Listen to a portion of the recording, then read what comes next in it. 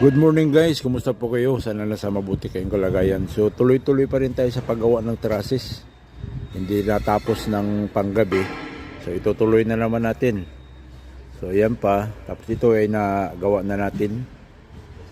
Ayan, so may pintura na rin siya.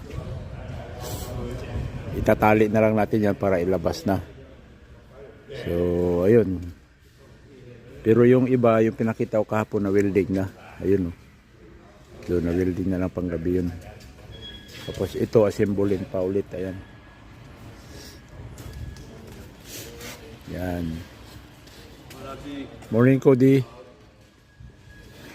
So ngayon chine-check pa rin yung iba doon para ma-welding na rin. O maitabi na para mamaya na naman sa mga night shift.